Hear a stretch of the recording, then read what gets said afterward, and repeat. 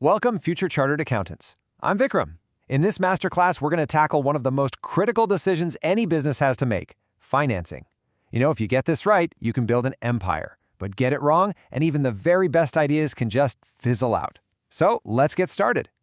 Think about it. Every major company you admire in India, right? To launch new products, to build massive factories, or to go global, they need capital. It's the fuel for their growth engine. But here's the billion-rupee question. What is the right kind of fuel? Because, believe me, this one choice can either launch a company into the stratosphere or send it down a very, very risky path.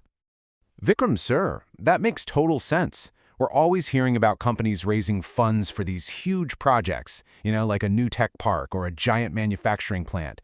But where does all that money actually come from? How do they even begin to decide where to get it? That is an excellent question, Anjali. And to answer it, here's our game plan for today. We'll kick things off with the growth dilemma every single company faces. Then, we'll decode what capital structure really means. After that, we'll get into the 3 key factors behind the decision, why it all matters so much, and finally, what this all means for your future as a chartered accountant. Okay, so let's start with the core challenge. Every business, and I mean every single one, from a small local startup to a massive multinational conglomerate, is constantly looking for capital. To grow, to innovate, to stay ahead of the competition, they need funds. This isn't just a one-time problem. It's a continuous, strategic puzzle they have to solve. So when a company needs to raise some serious, long-term funds, it basically comes to a fork in the road. It has 2 main paths to choose from. And this choice, it isn't just about grabbing the money. It's about the strings that come attached to it. And that decision, right there, forms the entire foundation of the company's financial health. And this fork in the road brings us straight to the heart of our session today: capital structure. Now, that's the fancy term for the financing mix a company uses. And let me tell you, understanding this inside and out is absolutely non-negotiable for any aspiring CA. So for your exams, and more importantly, for your future career, you need to remember this definition. Capital structure is the specific mix of debt and equity a company uses to finance its assets and operations. Think of it as the recipe, the secret formula for how a company pays for everything it owns and everything it does. The easiest way I find to picture this is to think of a capital pie. The whole pie represents all the money a company has raised. And the different slices, well, those show exactly where all that money came from. So, sir, what are the main ingredients, or I guess the main slices, of this capital pie? That is precisely the right question, Anjali. The 2 main ingredients are equity and debt. So equity is the owner's money. It's the funds invested by shareholders, who then get to own a piece of the company. Debt, on the other hand, is borrowed money.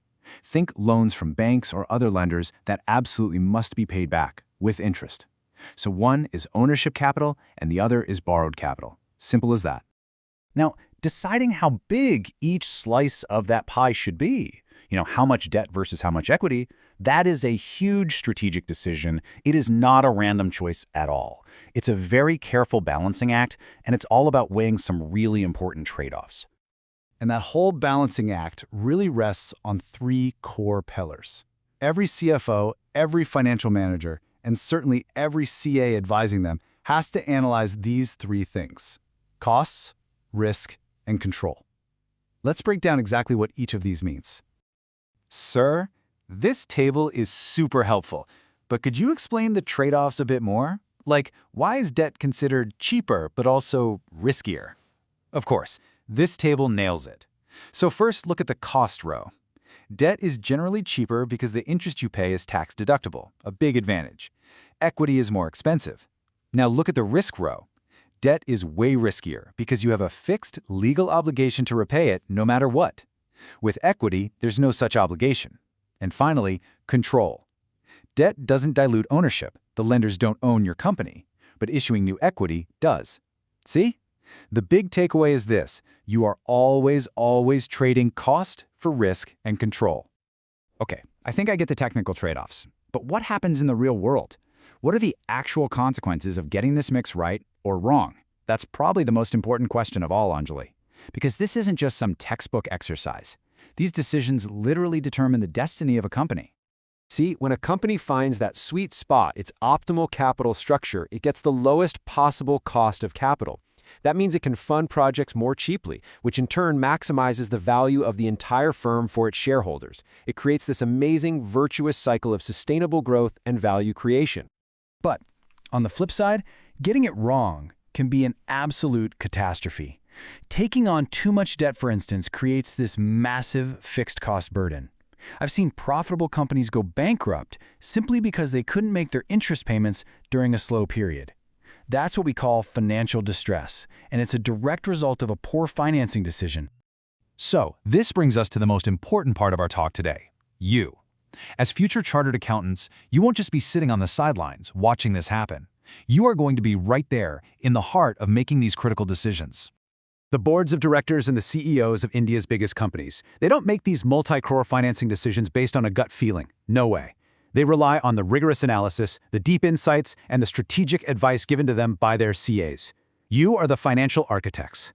So basically, my role will be to analyze the company's financials, check out all the different ways to get financing, assess the risk of every single option, and then advise management on the absolute best mix of debt and equity.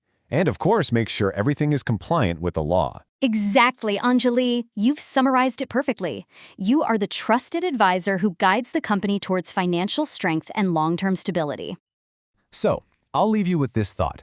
Every financing decision you help guide, it isn't just about one company's balance sheet. It's about creating jobs, it's about fostering innovation, and it's about building the economic strength of our entire nation.